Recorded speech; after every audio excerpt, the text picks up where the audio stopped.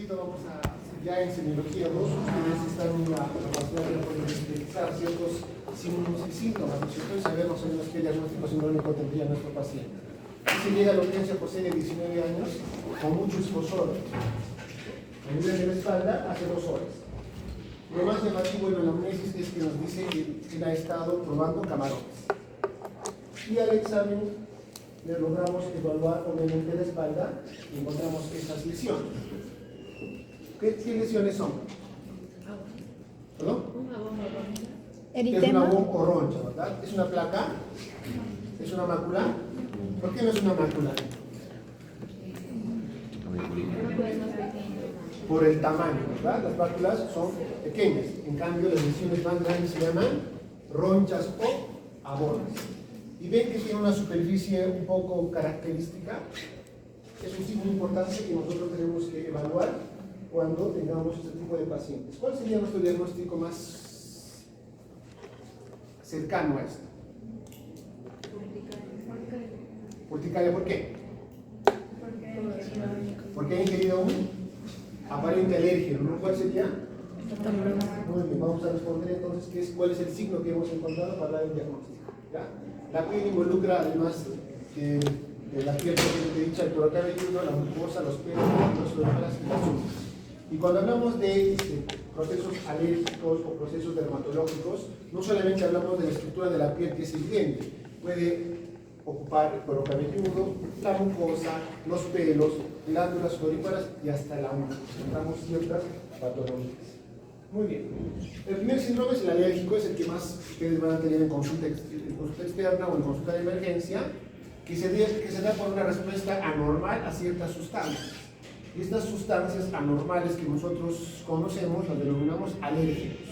Ingresan al cuerpo por un mecanismo inmunológico, hacen que nuestro cuerpo reaccione.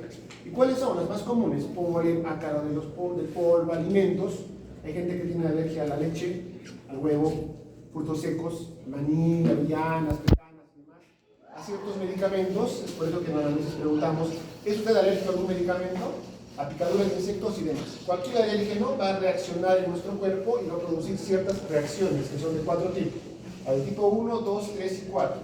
¿Y en qué se diferencia en general? En el tiempo de aparición de los signos y de los síntomas. Es decir, al ingresar el alérgeno al cuerpo, lo que va a hacer es activar las inmunoglobulinas E mediadas por las interleuquinas 4 y van a comenzar a aparecer signos y síntomas. Reacciones inmediatas son las del tipo 1, en minutos y horas. ¿Ya? El caso clínico hablaba de cuánto tiempo? 12 horas. 2 horas, más o menos estamos ¿verdad? En este caso. ¿Ya? Reacciones alérgicas alimentarias, el asma, van muy común en esto. Citotóxicas del tipo 2 son mucho más tardías, las de tipo 3 por inmunocomplejos y las de tipo 4 que son mucho más tardías, que van en horas a días y es mediado por las células T. Y generalmente aquí están las dermatitis de contacto o cualquier patología de origen profesional. Vamos a tener bastantes trabajadores que vienen que trabajan con cemento, que trabajan con pintura, que hagan limpieza y demás, que tienen ciertas reacciones. Pero esas reacciones no lo hacen en ese momento, lo hacen con el pasar del tiempo y en contacto muy permanente con el alérgeno. Entonces, es importante recordar el tiempo de aparición de los signos y de los síntomas. Lo que más comúnmente el paciente nos va a manifestar a nosotros es eczema, un enrojecimiento de la piel con aparición de ronchas de manera muy fugaz, va a tener mucho prurito, picazón, y la piel o la zona donde están apareciendo estas lesiones va a estar enrojecida. Y eso es lo que le molesta al paciente, ¿no? Aparecer de manera brusca ronchas o un escozor importante le asusta al paciente. Es por eso que el paciente llega a servicios de urgencias. Generalmente estos pacientes no consultan por consultorio externo, lo hacen por emergencias, porque la aparición es rápida. Síntomas respiratorios, lo más común es que el paciente estornude o tenga rinitis y picazón a nivel de la nariz. Generalmente cuando se exponen a polvos, ¿no? Al polen de las plantas, a los animales, cuando sacuden las alfombras, cuando están barriendo, hacen un tipo de reacción. Gastrointestinales, con los alimentos, náuseas, vómitos, diarrea es importante. El dolor abdominal es una reacción muy importante gastrointestinal si se trata de un síndrome alérgico, sobre todo alergia al trigo y al gluten. Las anafilaxias, bueno, generalmente son mortales dependiendo de la dosis que ha recibido, y las anafilaxias son mucho más relacionadas con los fármacos que colocamos. ¿Qué fármaco creen que hace la reacción anafiláctica más común y más frecuente. Penicilina. Penicilina, ¿no es cierto? La famosa penicilina. Y siempre que nosotros vamos a colocar una penicilina, tenemos que indicar al paciente si es o no alérgico a eso. El primer signo y síntoma es eczema. ¿Qué es el eczema? Es la afectación de la piel que la manifiesta de manera seca, piel seca y que se suele descamar, pero al contorno está enrojecida. ¿Y qué siente el paciente? Mucho escozor. Y si el paciente siente escozor, ¿qué va a hacer el paciente? Se va a rascar. Y si se va a rascar con los lienzos unguiales, lo que va a generar es heridas. O el paciente se va a frotar con la ropa. ¿Y qué va a generar? Va a generar que la piel se descame y tenga bastante descamación. Es una afectación muy común, es importante diferenciar un eczema de otra patología, porque a veces muchos dicen que esto es contagioso, y un eczema nunca es contagioso. Ejemplo más típico de eczema, la famosa dermatitis atópica. Y esa dermatitis atópica lo van a observar generalmente en recién nacidos y en niños menores de 6 meses. Entonces, dos tipos de eczemas como característica importante: dermatitis por contacto y dermatitis seborreica. Dermatitis por contacto. La persona tiene que estar en contacto por mucho tiempo con una alergia, ¿verdad? Generalmente acá vienen las enfermedades ocupacionales. Y la dermatitis seborreica, que la vamos a ver con una imagen. Un eczema, ¿verdad? Una lesión o un área de la piel que está totalmente enrojecida, ¿verdad? Y ven la piel cómo se descama por el producto del rascado que tiene. ¿Por qué? Porque al paciente le provoca prurito y escozo. Una dermatitis de contacto. Esta dermatitis de contacto es típica en trabajadores de construcción civil, porque ellos constantemente están manipulando cemento, pinturas, disolventes, y cuando ellos hacen sus mezclas no hacen los con guantes, ¿verdad? ¿Por qué lo hacen? Con la mano, ¿no? Porque es mucho más fácil. Las personas que trabajan en limpieza, que manejan lejía y demás disolventes, utilizan a veces guantes, pero el guante se lo ponen el guante a las 7 de la mañana que ingresan y se lo sacan el guante a la 1 de la tarde que salen. Durante todo ese tiempo el guante ha comenzado a macerar la zona y ha provocado ciertas reacciones. Estas partes en las cuales los reflejos de los dedos se van a comenzar a caer es por la resequedad que genera el eczema. Muchos pacientes pues les provoca mucho escozor, mucho rascado. Ellos tienden a frotarse las manos entre sí, generando esta resequedad mucho más intensa. Dermatitis seborreica, ¿han visto a las personas generalmente con sobrepeso o obesidad que tienen estas lesiones en nariz? Una lesión muy típica de esta forma, ¿en qué patología podemos presentar? ¿No? Ya, la rosácea ¿cómo es? ¿Qué cosa más abarca? Dorso de nariz. Otra patología, en alas de mariposa. Lupus. Entonces, esas patologías tenemos que diferenciar. ¿Cómo yo voy a poder diferenciar una dermatitis seborreica? Primero, porque afecta zona de pliegues y hay una descamación muy importante. Y el paciente nos va a contar que hay momentos que esto se intensifica y hay momentos que esto disminuye.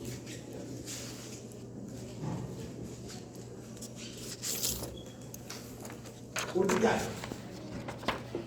La urticaria es el famoso escozor intenso que siente el paciente y lo manifiesta con la aparición de múltiples placas, ¿verdad?, que aparecen de manera muy fugaz y migran. Es decir, en la mañana me ha aparecido acá, ahora está acá, pero ya no existe acá y va avanzando de manera muy rápida. Es unas lesiones muy...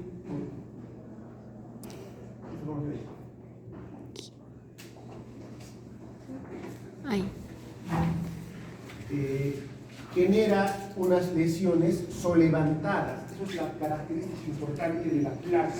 Es levantada y yo la puedo palpar, ¿ya? ¿Por qué? Porque por debajo de la dermis genera un cierto edema, producto de la proliferación de inmunoglobulinas del tipo B, ¿ya?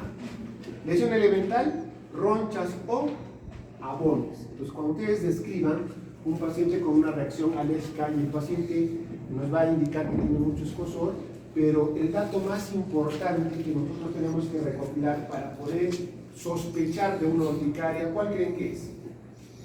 ¿Solamente que tenga ronchas? ¿Que le pique? Se ha comido algo. Si ya está en contacto con algo, ¿verdad? ¿Qué has comido? No, nada, mi almuerzo, pescado frito. mariscos, ceviche, no, nada, he comido maní. Ahí está en contacto con algo que nos tiene que hacer sospechar que ha hecho una reacción alérgica. ¿Ya? La típica de un abono o una roncha es que es fugaz y transitorio. Aparece de manera muy brusca y también desaparece de esa manera. O sea, no tiene duración en días, dura entre promedio 12 a 24 horas como máximo. A veces el paciente dice, está en la mañana con las ronchas, va a trabajar y dice, en la noche tendré que ir a hacerme ver, y en la noche va y ya no hay las ronchas. Pero todavía va a haber el escozor y el prurito. Algo importante que tenemos que evaluar en esto, y esto va para el caso que hemos presentado, es que ya teniendo el antecedente de un contacto con un alérgeno, la aparición de estas abones o ronchas eritematosas, pruriginosas, de manera rápida, que se extiende en varias partes del cuerpo, es realizar el signo del dermografismo. Recuerden que el abón tiene un edema térmico local. ¿Qué es el dermografismo? Es un tipo de urticaria física que se caracteriza por la formación de ronchas y abones elevados y rojizos inmediatamente después de que ésta ha sido presionada, frotada o rascada. Entonces, a veces, ¿yo qué hago?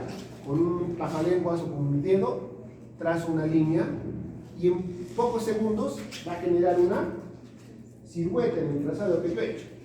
¿Verdad? Entonces veo que hay un ranchabón, trazo una línea y va a dibujarse en la piel. El dermografismo viene de piel dibujada. Se ve, yo hago un trazo y ese trazo va a intensificarse y va a desaparecer en segundos. Este dermografismo positivo es típico en urticaria alérgica. Este nos da el diagnóstico. Entonces, si yo tengo ronchas o abones, tengo dermografismo positivo, esto es urticaria alérgica y doy tratamiento para ello. ¿Ya? Si no me forma urticaria alérgica, ya tendría que sospechar en otras patologías que sí lo pueden hacer. Luego pasamos al síndrome eritemato escamoso. Eritemato rojo, de enrojecido, y escamoso, que también va a generar descamación de la piel. Enfermedades que tienen placas eritematosas, o sea, placas rojizas y escamosas. Y van a variar en la severidad de su aparición y en la apariencia que ellas tengan. Son comunes el eritema, que es el enrojecimiento de la piel porque hay una inflamación. ¿Por qué? Porque llega mucho flujo sanguíneo mediado por células que son del tipo inflamatorio. Escamas, porque las células muertas se acumulan aquí y poco a poco se van desprendiendo. Y hay prurito porque hay mucho picazón que puede ser de acuerdo a la aparición, desde leve a una moderada o intensa actividad. ¿Qué enfermedades están dentro de un síndrome eritemato escamoso? La más común, la que ustedes van a ver bastante, psoriasis. Nuevamente ingresa acá la dermatitis seborreica y la dermatitis de contacto. Hemos dicho que tienen que haber lesiones tipo placas eritematosas y que tienen que producir escamas, ¿verdad? Muy bien. La psoriasis. La psoriasis es una erupción monomorfa. Mono, una, que tiene generalmente una sola forma, que es redondeada u oval. ¿Ya? Placa, porque no tiene gran extensión, eritemato escamosa, bien delimitada, puedo ver los bordes que son bien limitados, es redondeada o oval. El tamaño puede variar, pueden aparecer grandes, medianas o pequeñas.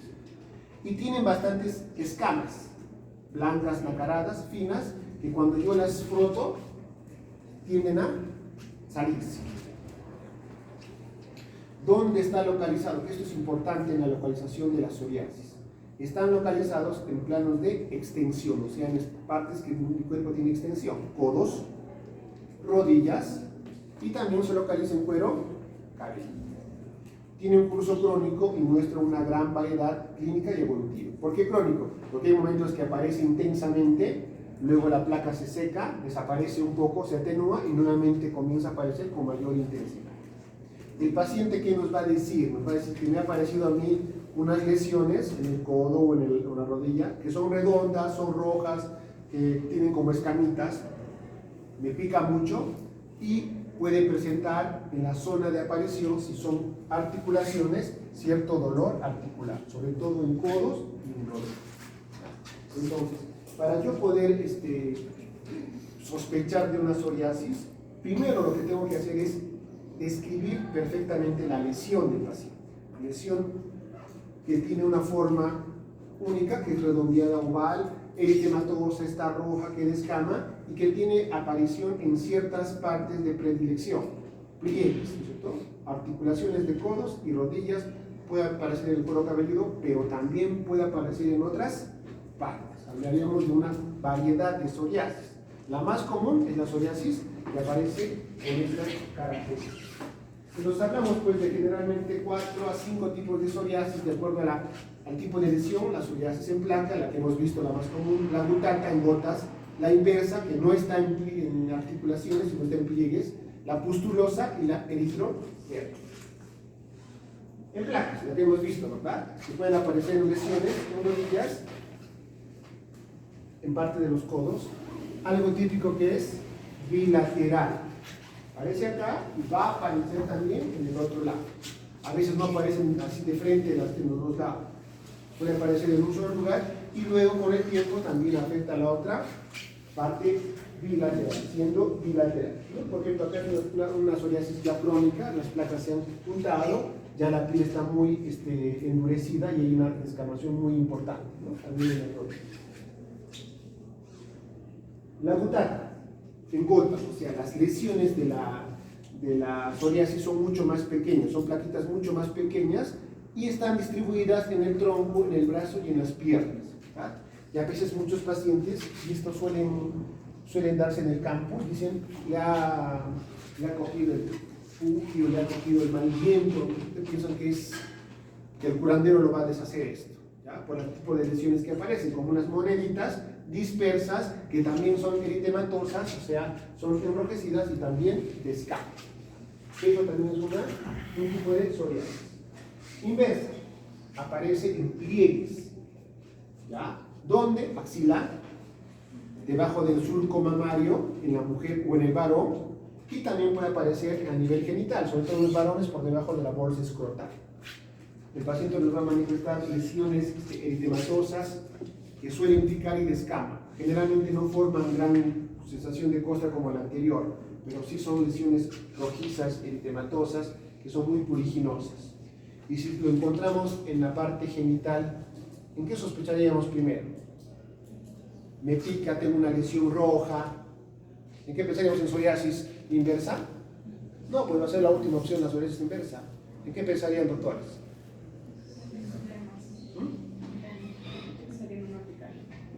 Otra cosa, si está localizado en genitales. Una infección de transmisión sexual, lo primerito que yo pensaría, ¿verdad? Lesión en genitales es una ITS. Acá puede ser una sífilis, está haciendo ¿cómo se llama? Una herpes, tal vez, ¿no? Yo tengo que ver la evolución de la lesión que hay. Entonces, para yo descartar que sea una ITS, ¿qué es lo que debo preguntar al paciente? Antecedentes de la vida sexual, pues, ¿no? Que tal vez nunca he tenido relaciones sexuales, ¿pensar en un ITS? No, pues no, es importante, ¿no? La análisis. Pustulosa, al igual como es una psoriasis que tiene una lesión oval o redondeada, alrededor de su contorno tiene pústulas. ¿Y qué son las pústulas? Son lesiones llenas de pus. ¿De qué? ¿Se dan cuenta? Esos puntitos blancos.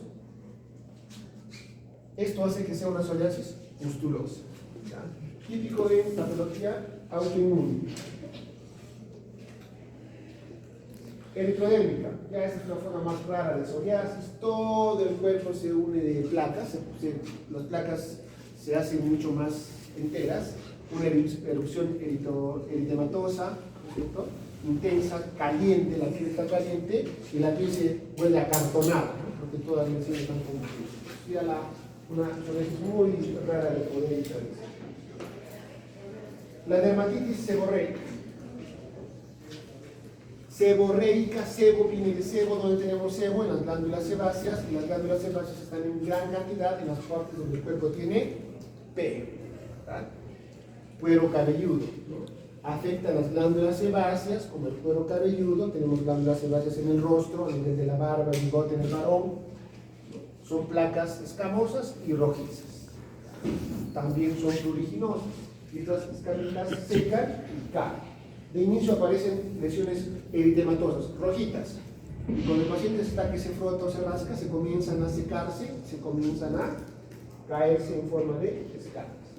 Hemos visto, ¿verdad? La dermatitis seborreica, una lesión eritematosa en la parte de los pliegues dorsonasales, en la parte de la barba, y cuando el paciente se echa alguna lesión, un corticoide, una crema, o pasan los días, comienza a secar y comienza a descamarse y se atenúa la lesión hasta que vuelva a aparecer.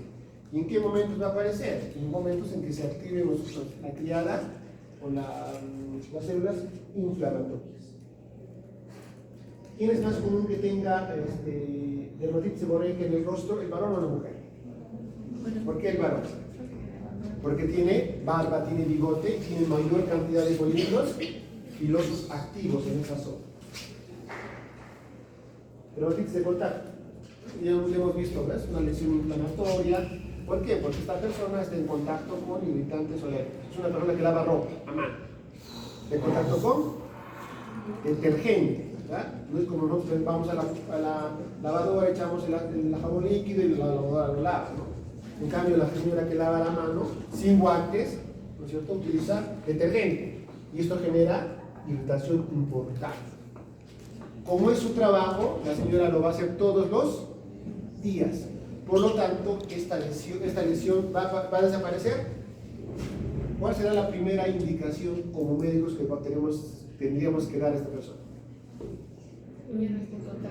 Que tenemos que quitar lo que le está provocando la lesión. ¿Y cuál es lo que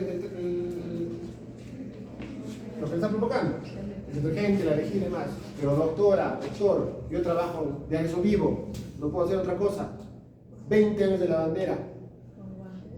Tendré que decirle que utilice ciertos medios de protección, ¿no? Quizás enseñarle a que deba usar guantes para evitar que entre en contacto directo con la piel, ¿no? Le daré su crema corticoide para que esto mejore y demás. Vean, tanto es la lesión que a veces la piel se comienza a cuartear y comienza a hacerse fisuras y comienza a sangrar. Otro tipo de lesiones. Han visto a veces también estas lesiones aparecen a nivel de las partes laterales de los dedos con unas vesículas de líquido, con unas pelotitas. Eso se llama dishidrosis, que generalmente también se produce cuando hay contacto con ciertas sustancias. Son pruriginosas, la persona se rasca, revienta las vesículas y forman placas. Y 2 o 3 días desaparece. Eso también se le considera una dermatitis de contacto. Y podemos hacer dermatitis de contacto a muchas cosas. Esta paciente ha ido al oftalmólogo, el oftalmólogo le ha indicado unas gafas, se ha ido a la cachina a hacerse sus gafas y se ha puesto unas gafas modernas. ¿Y dónde asientan las gafas? En el párpado inferior. Y ha provocado a los días esta reacción bipalpebral eritematosa pruriginosa. ¿Qué sospecharía yo? Una dermatitis de contacto, ¿no? El material de la gafa ha provocado que la piel reaccione así. Y la piel puede reaccionar por muchas cosas, ¿no? Cuando usamos el cinturón, ¿no? El cinturón que hace contacto con la parte del hipogastrio, le sale una lesión acá. Las mujeres que se van a ¿cómo se llama? Solar City y se compran sus aretes de un sol, ¿verdad? Hacen dermatitis de contacto. ¿Por qué? Porque esos pendientes o esas pulseras baratas son de níquel. Y el níquel genera una gran reacción alérgica. Cuando me compro de Shein los cosméticos que me cuesta el paquetito 10 soles, ¿no? En vez de comprar de Ben, de Jean-Val, de Unique, ¿qué ocurre? Ocurre reacción alérgica. Todo ese conjunto se denomina dermatitis de contacto. Nuestra primera indicación como médicos es retirar el producto que le está provocando la lesión. Muy bien. Síndrome flicterular y ampollar. O sea, estamos hablando de patologías que tienen flictenas y ampollas. ¿Cuál es la diferencia entre un flictena y una ampolla? ¿Ya? ¿Cómo es la ampolla? ¿Y la flictena? Ambos pueden tener el mismo contenido. Se diferencian en el tamaño. ¿Cuál es más grande? Inflicte. El flictena. ¿cierto? Los que han visto pacientes con quemadura, ¿qué quemadura se por ampollas o fictenas? Segundo grado, ¿verdad? Porque ya ataca dermis, ¿verdad? Esas ampollotas grandes, esas se llaman fictenas. Las más grandes, las que tienen más de 1 centímetro, 2 centímetros de diámetro, son fictenas. Aquí tenemos que ver enfermedades que tengan la formación de fictenas y ampollas. Enfermedades de la piel en la cual se forman en su evolución vesículas o ampollas que están llenas de un líquido. Pero este líquido por lo general no es purulento, o sea, no es pus. Por lo tanto, no hablaríamos de una pústula. Hablamos de fictena o ampolla, que tiene un líquido claro. Una ampolla, lesión elevada, llena de líquido, no más de medio centímetro. La vesícula es un contenido que tiene menos de 5 centímetros y el fictena más de 1 centímetro. Para diferenciar, hay muchas enfermedades que tienen ampollas, que tienen vesículas y que tienen fictena. Pénfigo. El pénfigo ampolloso, el eritema multiforme y la queratocopular. Vamos a verlas. El pénfigo es una enfermedad en la cual vamos a tener evidencia de ampollas intradérmicas, es decir, están por dentro de la piel. Es por eso que estas ampollas del pénfigo, por lo general, no se pueden reventar rápidamente. ¿Alguien se ha quemado y se ha hecho una ampolla? Con solo el roce de la mano, ¿qué pasa? Se revienta la ampolla, ¿verdad? O uno se quema y le pone una gasa y ya la revienta la ampolla, porque es supradérmico, está por encima de la piel. Y estas ampollas son muy frágiles. Entonces, en este caso son intradérmicas, pero el pénfigoide son subepidérmicas. Ambas enfermedades son crónicas, no tienen cura porque se trata de un proceso inmunitario, pero puede manejarse con tratamiento y puede inclusive remitir las lesiones que tiene. La diferencia entre el pénfigo y el pénfigoide, eso se suele poner en casos clínicos en su examen, sobre el pénfigo y el pénfigoide, es primero la ubicación. Una es intradérmica y la otra es subepidérmica. La fragilidad, el pénfigo es más frágil, el pénfigoide está adentro, es mucho más duro. En el pénfigo se altera más la mucosa, puede estar a nivel de las mucosas, y la edad de afección en el pénfigoide es más frecuente en adultos mayores, en cambio en el pénfigo es más común en personas mucho más jóvenes. Entonces pueden poner, ¿no?, pacientes de 30 años que tienen lesiones tipo ampollas que se revientan fácilmente y demás. Pénfigo o pénfigoide. Joven con ampollas que se revientan fácilmente, pénfigo, ¿verdad? ¿Por qué? Porque tiene ciertas características que lo diferencian del otro. Los pacientes nos suelen manifestar una lesión roja, ¿ya?, que no tiene prurito, y eso nos diferencia de una. Vemos una zona roja, generalmente a veces de inicio el paciente dice que no aparecen las ampollas, primero aparece una zona roja, que no le pica, solo está enrojecida, y le molesta, pues está enrojecida. Y si me dicen, tengo una zona roja en mi brazo, ¿en qué pensaría rapidito? ¿Quiere tener pregunta? ¿Te pica? No me pica. Y al ratito, o al poco tiempo, aparecen esas lesiones. ¿Ya? Es una enfermedad poco frecuente causada por la formación de ampollas. Estas ampollas se revientan y al reventar se forman úlceras. Y si la persona no tiene o está en contacto con agentes infecciosos o con suciedad, pues estas se van a infectar y van a formar úlceras importantes, las cuales tenemos que tratar con antibióticos. Hemos dicho que el pénfigo son ampollas muy frágiles, ¿verdad? Muy frágiles, que se pueden con el tiempo deshacerse de manera muy rápida. Y cuando esto sucede, por el solo hecho de tocarlas, por querer quizás cubrir una úlcera y demás, se comienza a reventar y se comienza a deshacer. Eso se llama el signo de Nikolsky. Con el dedo índice hago una cierta fricción, ¿no es cierto?, a la piel y se desprende la piel. ¿Ya? Obviamente no voy a presionar directamente en la ampolla, ¿verdad? Voy a presionar a la piel sana y la lesión de la ampolla se va como que a jalar y se va a deshacer, como si estuviera puesta de manera muy superficial. Eso es el famoso signo de Nikolsky positivo. Al producirse la ruptura de las ampollas, pues las ampollas generan una apertura en la piel y si estas lesiones no son tratadas de manera correcta o no son cubiertas adecuadamente, se conducen a infectar y forman las úlceras. Entonces, dos signos importantes. Hemos visto que la urticaria y el signo de ¿qué signo hemos dicho? Dermografismo. Y en el pélvico hay el signo de entonces, ya pues cuando estas van evolucionando, ¿verdad? Las ampollas están blandas, rápidamente se rompen, se vuelven flácidas, se erosionan, se juntan y forman harinas, se secan y forman costras. Desaparece en un periodo progresivo de tiempo, 2 a 3 semanas aproximadamente. Y hay afectaciones generalmente en grandes áreas. El síndrome fritenular, también las fritenas. Hay fritenas que son ampollitas pequeñas y elevadas, más de 1 centímetro, pueden ocasionar irritación, fricción o reacciones alérgicas. Las causas más comunes también de dermatitis de contacto y picaduras de insectos.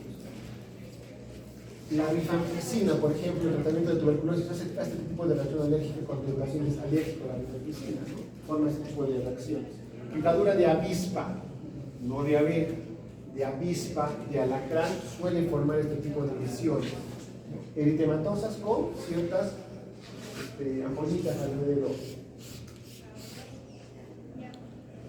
Las lesiones más pequeñitas con contenido, hablamos de vesículas, hablaríamos del herpes. Otro tipo de herpes, dos son importantes, los herpes siempre tipo 1 y tipo 2. El tipo 1 produce la gingivitis herpética y el tipo 2 está a nivel de los genitales.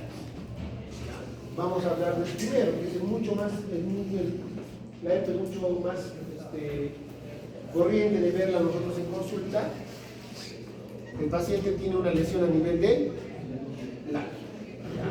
Son vesículas agrupadas, como racimo de uvas, que pueden aparecer 1, 2, 3 y luego aparecen de manera confluyente. Generalmente aparecen en los ángulos de la boca, derecho o izquierdo. Y tiene mucha más afectación en el labio inferior, porque aquí la piel es un poquito más delgada que el labio superior.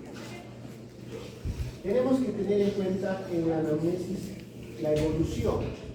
El paciente nos va a decir antes que vea la erupción, que ha sentido en el labio o en el lugar de erupción cierto hormigueo picazón, que al tiempo aparecen esas ampollitas, 1, 2, luego han aparecido más grandes y se han reventado y han formado la famosa úlcera.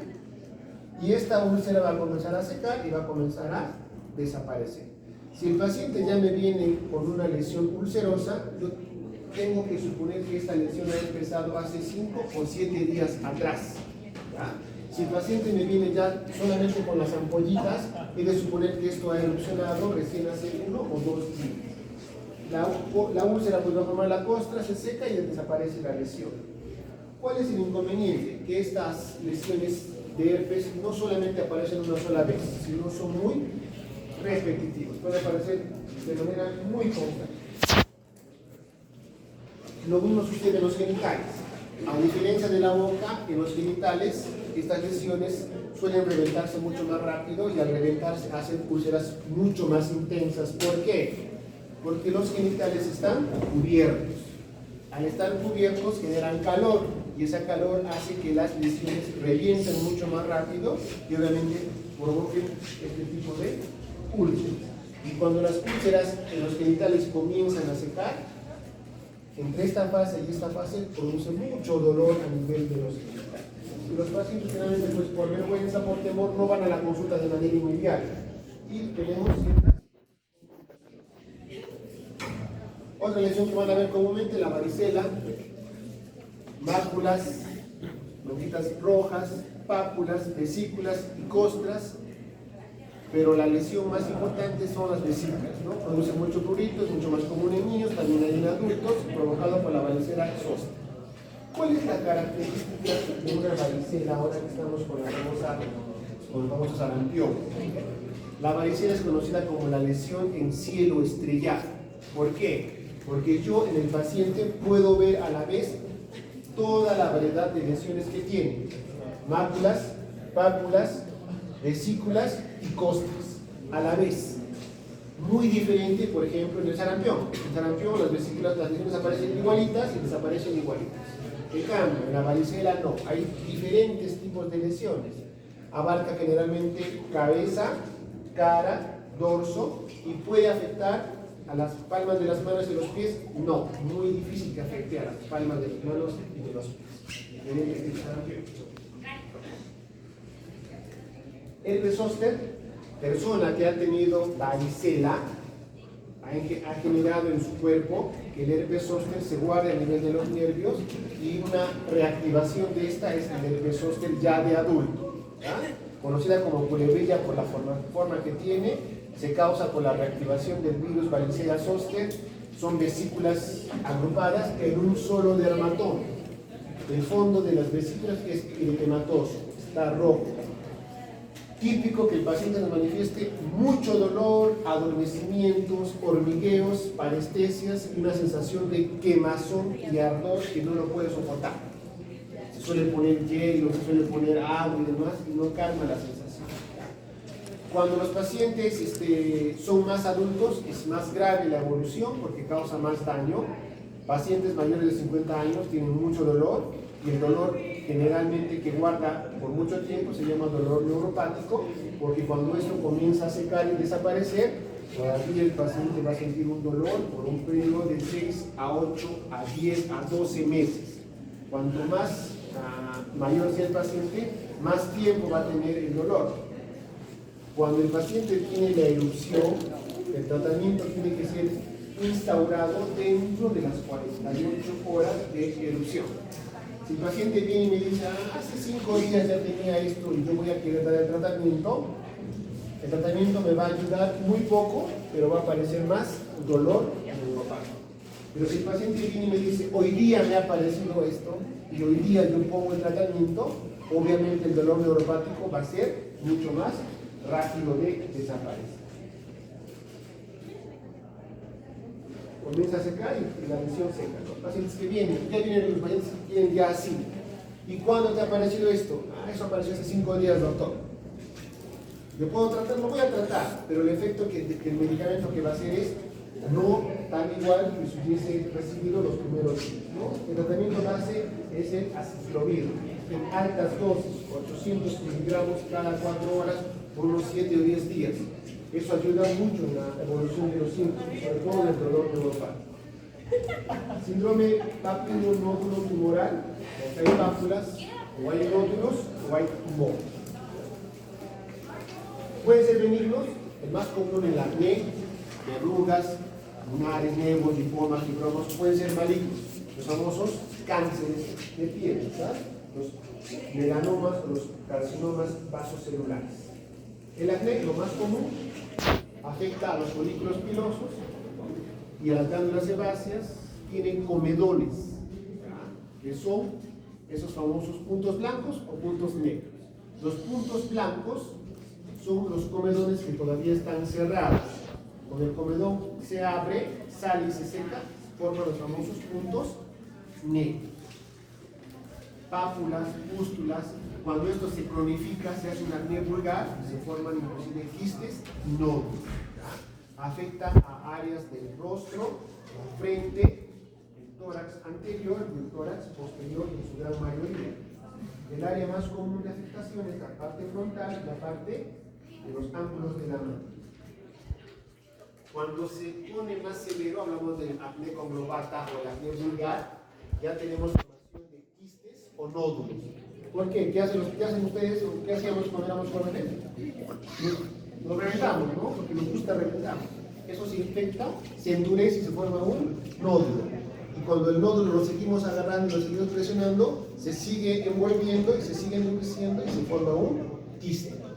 Ya este paciente, pues, generalmente tiene lesiones muy importantes en el rostro, pues, que le provoca, aparte de estas lesiones, le provoca depresiones. ¿Qué lesión es esa? La gente dice que tiene una lesión circular, prurito, descamación, ha crecido así de esa manera y está afectada por un dermatofito. ¿Qué diagnóstico es? Tiña. ¿Es psoriasis? No. es una dermatitis atópica. La dermatitis atópica tiene esta forma. No. ¿Qué patología de estas tiene esta forma? La tiña. ¿Qué hemos dicho? ¿Qué patología tiene forma oval o ser redondeada? Psoriasis, ¿se acuerdan? La psoriasis. ¿Es una psoriasis? ¿Por qué no es una psoriasis? Porque ya tenemos su agente que ha originado. Dermatofitos. Es un hongo. Entonces, ¿cuál es el diagnóstico? Tiña. Tiña, ¿no? La tiña corpórea. Quistes epidermoides son saquitos llenos de material sebáceo. Una glándula sudorípara que se ha impactado, se ha llenado de grasa y se ha formado un quiste. Son blandos, pueden estar en la cara, en el cuello, en el tronco, debajo de la piel. Si no te ocasionan molestias, te quedan allí, pero hay quistes que comienzan a crecer y provocan en el paciente cierta incomodidad. ¿Verdad? ¿Qué hay que hacer? Hay que retirar. Estos quistes son blandos porque su relleno es grasa. Un lipoma es un tumor de grasa, de tejido adiposo, que tiene un crecimiento lento, ¿no? Comienza a parecer pequeño, se va agrandando con el pasar de los años. Si al paciente no le molesta, puede quedar allí. Si al paciente le molesta, le pedimos una ecografía para saber si tiene flujo sanguíneo o no. Si no tiene flujo sanguíneo, pues yo lo puedo extraer por cirugía menor y saco todo una bolita de gas. Las verrugas, que son nódulos bien delimitados, de 2 a 6 centímetros, en cualquier área de la piel. Diferencien cómo son las verrugas, son con una superficie muy rugosa, una superficie áspera, que también pueden estar presentes a nivel de los genitales. Y cuando las verrugas están en los genitales agrupados en forma de poliflor, los llamamos condiloma acuminado. Condiloma acuminado. No pican, a excepción de los que se localizan a nivel anal. Los que están a nivel anal son lesiones que sí tienen mucho ruido. El melanoma, que es el cáncer de la piel, esto por eso ya lo van a hacer con la dermatología. Y ya para terminar, el sarampión. El sarampión es una enfermedad vírica, han escuchado tanta propaganda mortal y demás. Aparece entre 7 y 14 días después de estar expuesto. El paciente tiene fiebre, rinorrea, tos, ojos rojos y comienza la erupción. Si yo tengo la erupción hoy día, he contagiado hace 4 días y voy a contagiar 4 días más. Es el lapso en el que el paciente es contagioso. ¿Verdad? 4 días después de la erupción y antes de la erupción, el paciente tiene contagio. Antes se creía que las famosas manchitas que teníamos dentro de las mejillas por la boca era lo más patognomónico. ¿Recuerdan cómo se llaman las manchitas? Copri. Manchas de Copri. Si hay manchas de Copri, patognomónico es sarampión. La OMS ya ha indicado que no todo sarampión presenta manchas de Copri. Esa es la lesión típica del sarampión. Es un eczema maculopapular muy finito, confluyente, rojizo, inicia en la cara y se va extendiendo y baja al cuerpo y todo el cuerpo se no afecta de manera diferente. Baja y llena todo el cuerpo. ¿Ya? Esta sí, a diferencia de la varicela, ataca las palmas y las plantas de los pies. Yo puedo diferenciar rápidamente un sarampión de una varicela por el tipo de lesión que tiene, por la localización. La varicela empieza rápidamente con las lesiones en todo el cuerpo de manera distinta, en cambio el sarampión no. Primero aparece en la cara y comienza a bajar para llenar todo el cuerpo. Entonces, el caso que hemos visto, ¿qué signo ha presentado cuando nosotros hemos trazado aquí? Dermografismo positivo, ¿verdad? Por el antecedente y el tiempo que tiene el paciente, el diagnóstico es urticaria alérgica. Muy bien. Suerte de rápido, bastante. Ya contento.